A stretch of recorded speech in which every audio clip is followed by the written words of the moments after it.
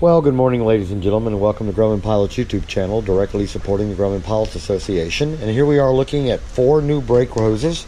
These go up in the rudder pedals, for 2 for the master side, for the pilot side master cylinders, and 2 for the cylinders on the co-pilot side.